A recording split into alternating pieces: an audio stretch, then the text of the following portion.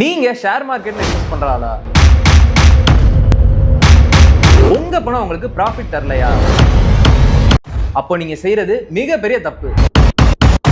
பணத்தோட்டத்துக்காக நான் உங்கள் மனோஜ். நீங்க ஷேர் மார்க்கெட்ல டைரக்டா இன்வெஸ்ட் பண்றது கடைக்கு போய் ஒரே ஒரு ஆப்பிள் வாங்கிட்டு வரதுக்கு சமம். நீங்க கடையில இருந்து ஆப்பிள் வாங்கிட்டு வரீங்க, அந்த ஆப்பிள் ஃப்ரெஷ்ஷா டேஸ்டா இருந்துச்சு அப்படின்னா நீங்க கொடுத்த காசு செம்ம ஒர்த்து. அதுவே நீங்க வாங்கிட்டு வர ஆப்பிள் கெட்டு போச்சு அப்படின்னா அந்த ஆப்பிளும் வேஸ்ட், நீங்க கொடுத்த காசும் வேஸ்ட். ஸோ இதே மாதிரி தான் உங்களோட மொத்த இன்வெஸ்ட்மெண்ட்ஸை நீங்க ஒரே கம்பெனி ஷேர்ஸ்ல இன்வெஸ்ட் பண்ணீங்கன்னா, சப்போஸ் நாளைக்கே அந்த கம்பெனியோட ஷேர்ஸ் டவுன் ஆச்சு அப்படின்னா உங்களோட மொத்த இன்வெஸ்ட்மெண்ட்மே வேஸ்டா போயிடும். ஸோ மியூச்சுவல் ஃபண்டுங்கிறது என்னன்னு தெரியுமா? ஒரே கூடையில இருக்கிற எல்லா பழங்கள் மாதிரி, அதாவது பனானா, கிரேப்ஸ், ஆப்பிள், ஆரஞ்சு மாதிரி. ஸோ இதுல ஏதாவது ஒரு பழம் அழுகுனாலும் மிச்ச பழம் எல்லாமே நமக்கு கிடைக்கும்.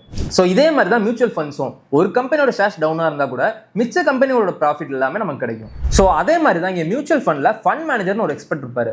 அவர் உங்களோட இன்வெஸ்ட்மெண்ட்ஸ் எல்லாத்தையும் ஒரே கம்பெனில இன்வெஸ்ட் பண்ணாம பல கம்பெனில பிரிச்சு இன்வெஸ்ட் பண்ணுவாரு. ஸோ இதை தான் டைவர்சிஃபிகேஷன் சொல்லுவாங்க. அதாவது நமக்கான ரிஸ்கை குறைச்சு நமக்கான ப்ராஃபிட்டை கொண்டு வரதுக்கான ஒரே வழி. ஸோ சிம்பிளா சொல்றேன், நீங்க ரிஸ்க் எடுத்து ஒரே கம்பெனில இன்வெஸ்ட் பண்ணி அதிகமா ப்ராஃபிட் பார்க்கணும்னு நினைச்சீங்கன்னா அது டைரக்ட் ஸ்டாக்ஸ். ஸோ அதுவே நீங்க ரிஸ்கை குறைச்சு சேஃபா உங்க பணத்தை படிப்படியா இன்க்ரீஸ் பண்ணணும்னு நினைச்சீங்கன்னா அதுதான் மியூச்சுவல் ஃபண்ட். ஸோ இப்போ உங்களுக்கு புரிஞ்சிருக்கும் உங்களோட பணத்தை எதில் இன்வெஸ்ட் பண்ணா சேஃபா இருக்குன்னு சொல்லி.